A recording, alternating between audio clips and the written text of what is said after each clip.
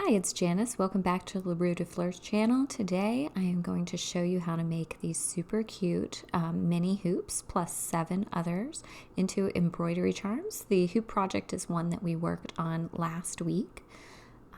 So you'll need to go back and kind of watch part 1 if you're interested. So you can see there in the upper corner, I have all of the 7 little miniature rose embroideries that I made last time, and we are going to turn those into the charm that you saw at the beginning of the video. Step 1 is to purchase the little charm kit, which I will link down below for you. It will also be linked in the corresponding blog post where you can read all of the instructions if you prefer that style of learning.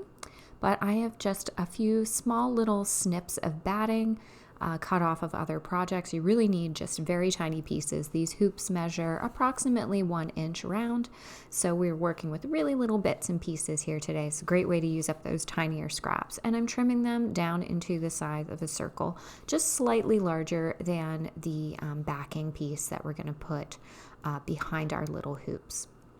So you'll need to make a few of those. You see that it fits right on top. You don't have to be super precise. You won't see those edges because we're going to wrap it.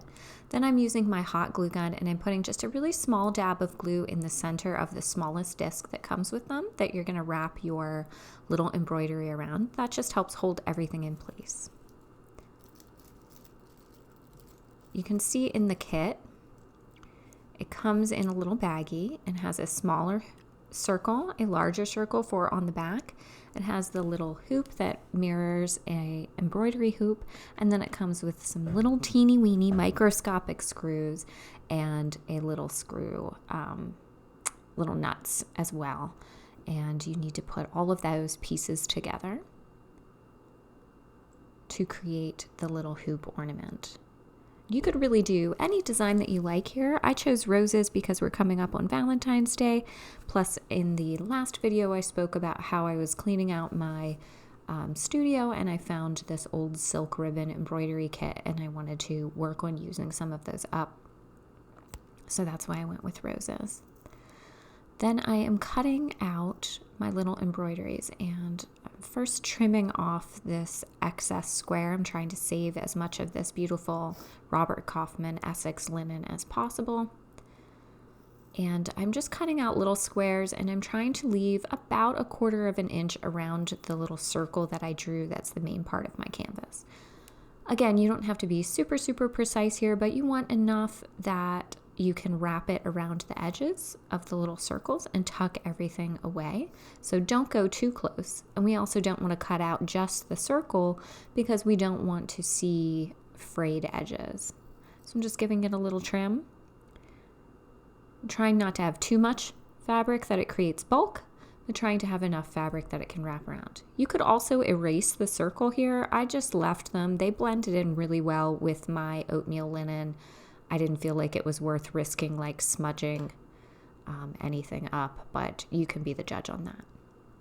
Once you have them cut out, I am taking another tiny little dab of hot glue so that I can center my image, and I'm just basically tucking it around and seeing that I have it centered so that each edge of my circle comes slightly over the edge of my backing. Then I'm using my glue gun and I'm adding a little dab of glue and I'm wrapping those edges around and holding it until it sticks in place. And then much like you would upholstery or if you're stretching a cushion or any of those types of things, stretching a canvas, I'm going to go over to the opposite side and then tuck that piece.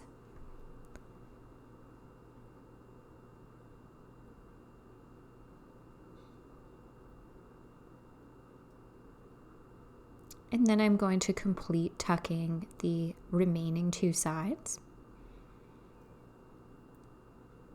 And you will get little spider webs of hot glue all around your fingers. If your fingers are very sensitive to heat, you may want to add a little bit of length to your fabric or use a little popsicle stick or something else that would help you press in and hold so you don't have to put your fingers right in the hot glue. I don't have any feeling really left in that finger, so I'm pretty good. Finally, we are going to fold and tuck the corners. So I'm just going to kind of pinch them flat and hold that in place. Because really, it doesn't matter as much what the back looks like. We just really want the front and the edges to be really smooth. So obviously that it is not wrinkly when you go to put it in your hoop, or creating any extra bulk so that you can't get it inside of the hoop. You don't have a ton of extra wiggle room with these things.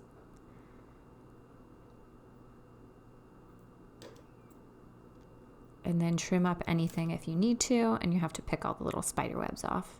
Hot glue spider webs. But there you go, nice and wrapped.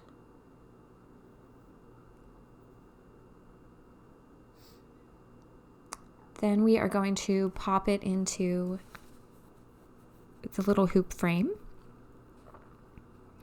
I'm just doing a dry fit here to make sure everything is going to fit.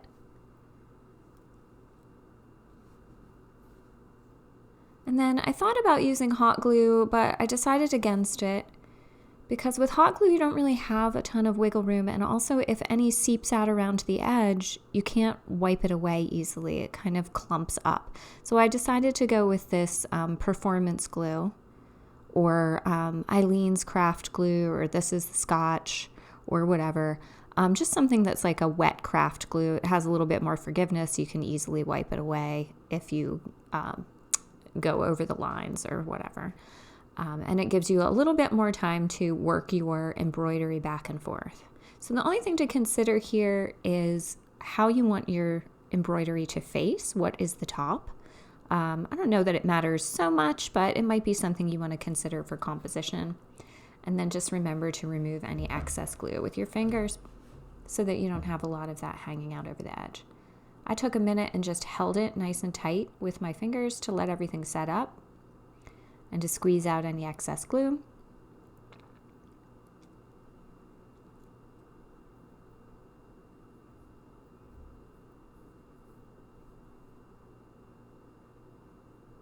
And then we are going to add the little nuts and screws. So you'll want to take one of the very small nuts and tighten it onto the screw all the way to the end.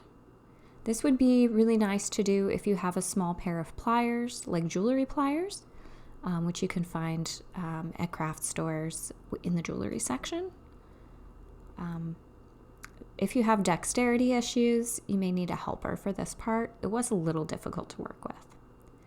Then you're going to put the nut and screw through your hoop top where the little holes are, and then tighten the other nut on the remaining side to hold everything in place. This little section of opening there in between the hoop top and the screws is also going to be where we add a jewelry jump ring and a piece of cord for hanging around your neck. If you do not want to use it as a necklace, turn it into a necklace, you could add a magnet to the back and turn them into like the teeniest, most adorable magnets for your refrigerator. You could create pin backs. So then to finish it, I am just doing a whole bunch of hot glue in the center and then around the edge, being careful not to have a lot of excess go over the edge. And then I'm using the remaining circle, the largest circle that comes with the kit, to back it and finish off the backing. So it looks really nice, and that's all enclosed and sealed up for however you want to finish it. Quite darling.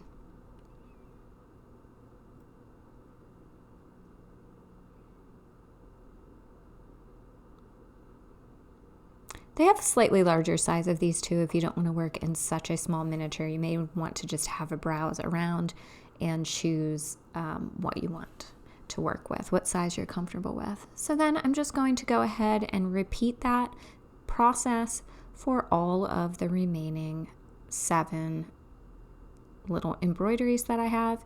I'm not going to make you watch the whole thing here, but just in case you missed it, going around the first time, I'm using a little bit of glue to line everything up. I'm going to tuck and fold all of my edges around, and then I am going to assemble the little hoop, and I just take time to notice where it's going to fall, because you don't want to have to like pick it apart and redo it. There really isn't a ton of excess fabric to work with on these. Finally, to hang them and turn them into charms, you can use a bead to sort of help it face front. And here I've threaded my thread around the little nut and screw and used a bead to make it hang forward facing. I also have this nice waxed thread in black, which is what I'm ultimately going to end up using because I didn't want to use up all of my daughter's tan thread there. And then I have these jewelry jump rings. You can also see my tiny little jeweler's pliers down there, which I use to open up the jump rings. And I am threading the cord through those jump rings. The jump rings will help it hang so that it's forward facing and doesn't spin. You can do a variety of different things. It's kind of a personal choice how you want it to hang. It would have looked better if I had gold jump rings, I'll admit, but I had silver and I just wanted to use what I had on hand to finish them up. But I'm really, really happy. You can see that they're tiny and just adorable. And I did have to unscrew the things to put the jump rings on. So when you are making yours, you may want to remember that and then go ahead and add the jump ring before you tighten the screws, or you have to come back and undo everything like I did. But sometimes there's just a learning curve, and I didn't think about that step before I went to do it. So I just had to go back and annoyingly unscrew all of these things and redo it.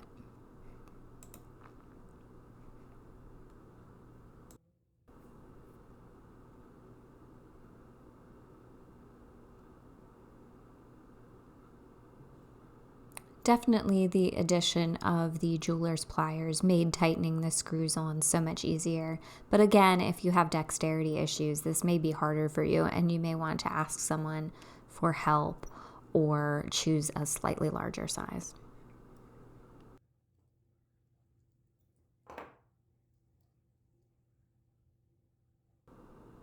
Again, the jump rings just make it so that you can thread whatever cord or chain really easily onto your piece, and that it will hang front facing so that you can see all of your beautiful embroidery work. And here is some of the collection. You can also go ahead and purchase these charms in my Etsy shop, so I'll be sure to link that down below if you're just interested in picking one up and supporting the channel. These would be super sweet Valentine's gifts, or Mother's Day is upcoming. Also, they'd be very charming to wear for Easter. I love the granny cottage core style that you can achieve with these. They look super gorgeous with sweaters, very neutral colors, and anything, if that's your style, is just sweet. Of course, silk roses last forever, so you don't have to worry about it being a gift that fades. So thank you so much for joining me. I hope you found inspiration today. Don't forget to like and subscribe, and I'll have a new video real